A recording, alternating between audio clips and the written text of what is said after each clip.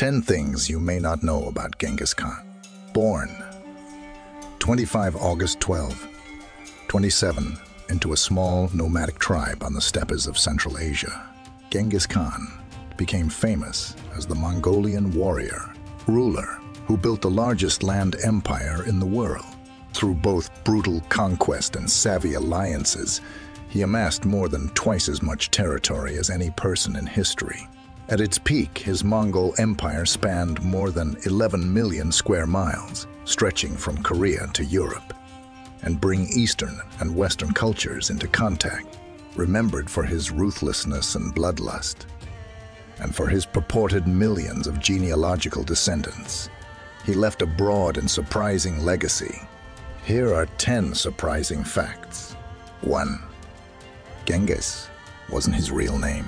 The man who would become the great Khan of the Mongols was born along the banks of the Onan River, sometime around 1162, and originally named Temujin, which means of iron or blacksmith.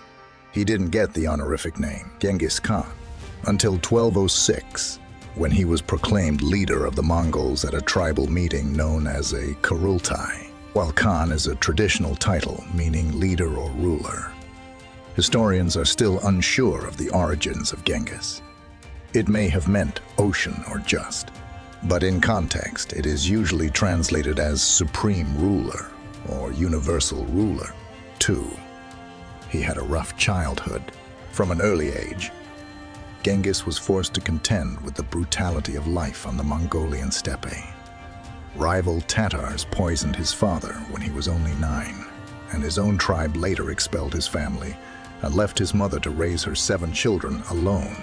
Genghis grew up hunting and foraging to survive, and as an adolescent, he may have even murdered his own half-brother in a dispute over food. During his teenage years, rival clans abducted both he and his young wife, and Genghis spent time as a slave before making a daring escape. Despite all these hardships, by his early 20s, he had established himself as a formidable warrior and leader. After amassing an army of supporters, he began forging alliances with the heads of important tribes. By 1206, he had successfully consolidated the steppe confederations under his banner and began to turn his attention to outside conquest. 3. There is no definitive record of what he looked like. For an influential figure, very little is known about Genghis Khan's personal life or even his physical appearance. No contemporary portraits or sculptures of him have survived, and what little information historians do have is often contradictory or unreliable. Most accounts describe him as tall and strong, with a flowing mane of hair and a long bushy beard. Perhaps the most surprising description comes courtesy of the 14th century Persian chronicler, Rashid al-Din, who claimed Genghis had red hair and green eyes. Al-Din's account is questionable. He never met the Khan in person. But these striking features were not unheard of among the ethnically diverse Mongols. 4. Some of his most trusted generals were former enemies. The great Khan had a keen eye for talent, and he usually promoted his officers on skill and experience, rather than class, ancestry, or even past allegiances. One famous example of this belief in meritocracy came during a 1201 battle against the rival Tajut tribe, when Genghis was nearly killed after his horse was shot out from under him with an arrow. When he later addressed the Tajut prisoners and demanded to know who was responsible, one soldier bravely stood up and admitted to being the shooter. Stirred by the archer's boldness, Genghis made him an officer in his army and later nicknamed him Jibei, or Arrow, in honor of their first meeting on the battlefield. Along with the famed General Subutai, Jebi would go on to become one of the Mongols' greatest field commanders during their conquests in Asia and Europe. 5. He rarely left a score unsettled. Genghis Khan often gave other kingdoms a chance to peacefully submit to Mongol rule. But he didn't hesitate to bring down the sword on any society that resisted. One of his most famous campaigns of revenge came in 1219, after the Shah of the Khwarezmid Empire broke a treaty with the Mongols. Genghis had offered the Shah a valuable trade agreement to exchange goods along the Silk Road. But when his first emissaries were murdered, the enraged Khan responded by unleashing the full force of his Mongol hordes on the Khwarezmid territories in Persia. The subsequent war left millions dead, and the Shah's empire in utter ruin. But the Khan didn't stop there. He followed up on his victory by returning east and waging war on the Tanguts of Exia, a group of Mongol subjects who had refused his order to provide troops for his invasion of Khwarezm. After routing the Tangut forces and sacking their capital, the Great Khan ordered the execution of the entire Tangut royal family as punishment for their defiance. 6. He was responsible for the deaths of as many as 40 million people. While it's impossible to know for sure how many people perished during the Mongol conquests, many historians put the number at somewhere around 40 million. Censuses from the Middle Ages show that the population of China plummeted by tens of millions during Khan's lifetime, and scholars estimate that he may have killed a full 3/4 of modern-day Iran's population during his war with the Khwarezmid Empire.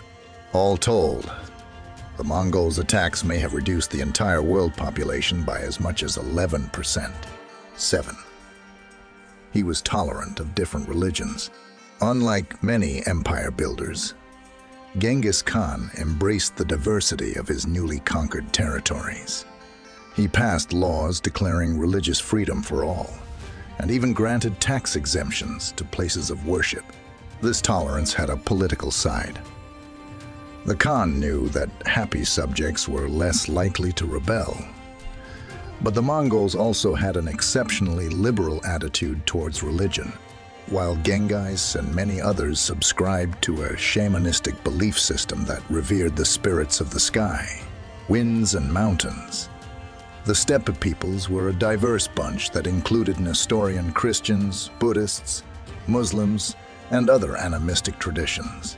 The Great Khan also had a personal interest in spirituality. He was known to pray in his tent for multiple days before important campaigns, and he often met with different religious leaders to discuss the details of their faiths.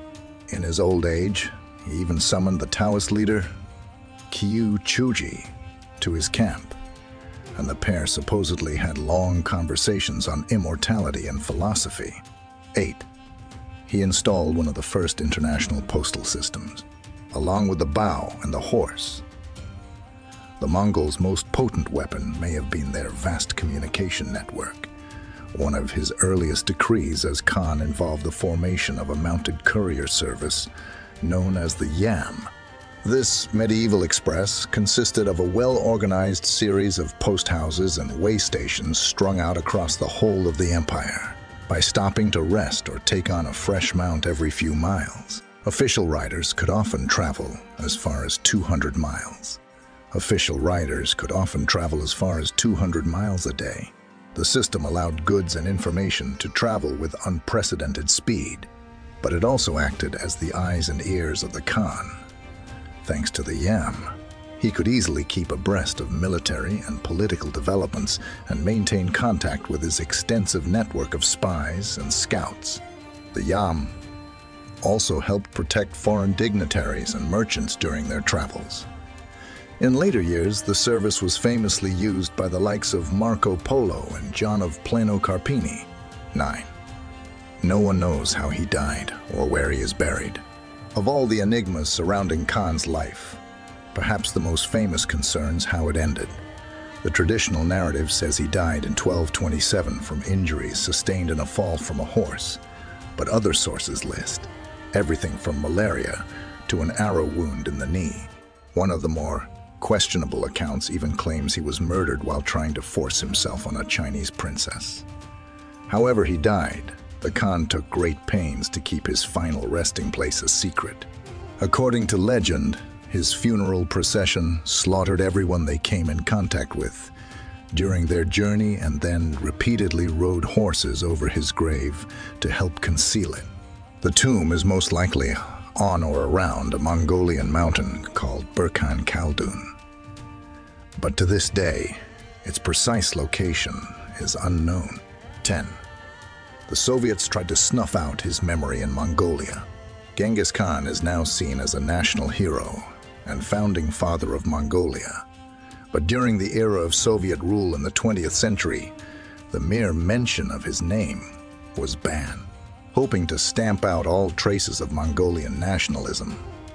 The Soviets tried to suppress the Khan's memory by removing his story from school textbooks and forbidding people from making pilgrimages to his birthplace in Kentiai. Genghis Khan was eventually restored to Mongolian history after the country won independence in the early 1990s, and he's since become a recurring motif in art and popular culture.